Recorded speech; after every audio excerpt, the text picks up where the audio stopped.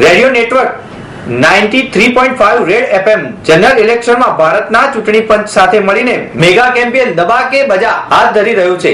આ ઝુંબેશના ભાગરૂપે ટ્રાન્સજેન્ડર કલાકાર અને પ્રસિદ્ધ આરજે દેવકી સાથે મળીને ખાસ કવાલી રજૂ કરી મતદારોને મતદાન અંગે જાગૃતિ લાવવા એક અનોખો પ્રયાસ કરાયો હતો।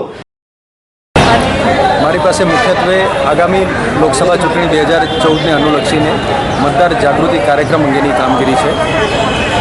ઇલેક્શન કમિશન ઓફ ઇન્ડિયાની સૂચના દરેક રાજ્યમાં અને ખાસ કરીને ગુજરાત રાજ્યના દરેકે દરેક જિલ્લામાં મતદારોને જાગૃત કરીને 30મી એપ્રિલના રોજ મતદાન કરવા માટે અચૂકપણે એ આગળ આવે અને મતદાન અવશ્યપણે કરે એના માટેના લોક જાગૃતિના કાર્યક્રમો અને વિવિધ પ્રકારે દરેક જિલ્લામાં હાથ ધરવામાં આવી રહેલા છે।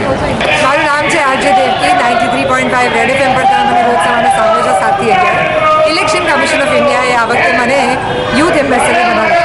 મારું કામ છે અમદાવાદમાં વોટર્સની અવેરનેસ વધારવા અને મારી પાસે આટલું મોટું મીડિયા છે રેડિયોનું જેનો ઉપયોગ હું રોજ સવારના કરું છું। મને થયું એ સિવાય પણ લોકો સુધી પહોંચવા માટે શું કરી શકાય।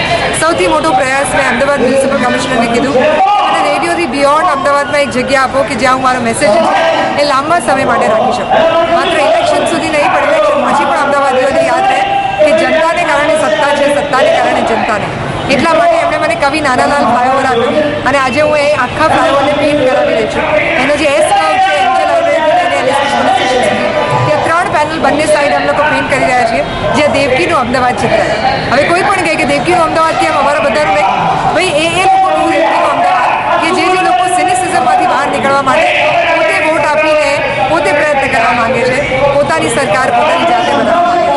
આજના સમયની સમસ્યાઓને ધ્યાનમાં રાખીને ગુજરાતી ફિલ્મોના યશસ્વી નિર્માતા હરેશ જોગરાણી ગઠિયાગીરીની સમસ્યાઓને વાચા આપતા અનેક પ્રશ્નોને અદ્ભુત રીતે વણી એક નવા પ્રકારની તાજા વિષય સાથેની એક અદ્ભુત ગુજરાતી ફિલ્મ અમે ગઠિયા ગુજરાતના લઈને આવી પહોંચ્યા છે। નિર્માતા હરેશ ભરવાડે અમે ગઠિયા ગુજરાતના સારાએ ગુજરાતમાં ધૂમ મચાવવા આજથી રિલીઝ કરી છે। જ્યારે આ ફિલ્મમાં પોતાની આગવી સૂઝબૂછ હેઠળ દિગ્દર્શનનો દોર સંભાળ્યો છે વિક્રમ ડોડિયાએ, જ્યારે પોતાની વિશિષ્ટ શૈલીમાં કથા પટકથા અને સંવાદ લખ્યા છે લેખક રસિક નિર્મલે, જ્યારે જાણીતા સંગીતકાર પંકજ ભટ્ટ દ્વારા સુમધુર સંગીત આપવામાં આવ્યું છે, જ્યારે ડાન્સ માસ્ટર રાજુ નાયડુ અને ફાઇટ માસ્ટર નિઝાર ખાને પણ પોતાની આગવી શૈલી રજૂ કરી છે। ચોક્કસ મળશે, ભલે નોન ગુજરાતી છે પણ એને એક વખત લખીને આપી દઈએ ત્યાર પછી એ ગુજરાતી એક્ટ્રેસ કરતાં પણ સારું ગુજરાતી બોલી શકે છે। અમારી ફિલ્મના સૌથી પહેલાં તો ગીતો જે કદાચ તમને 30-35 વર્ષ પછી એવા ગીતો સાંભળવા મળશે કે જેમાં એક બિગ બજેટનું અમે આખું મ્યુઝિક તૈયાર કર્યું છે। કોઈ ચીલાચાલુ મ્યુઝિક નથી કે ચીલાચાલુ ગીત નથી, સૌને ગમે એવા ગીતો છે।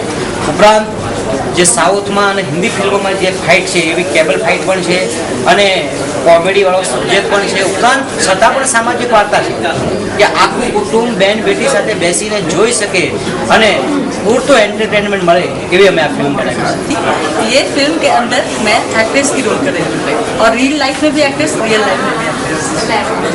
कैसा अनुभव? बहुत अच्छा लगा। ऐसे तो गुजरात बहुत अच्छा है, यहाँ के लोग भी बहुत अच्छे हैं, यहाँ का हर अनुभव मेरे लिए बहुत ही अच्छा होता है।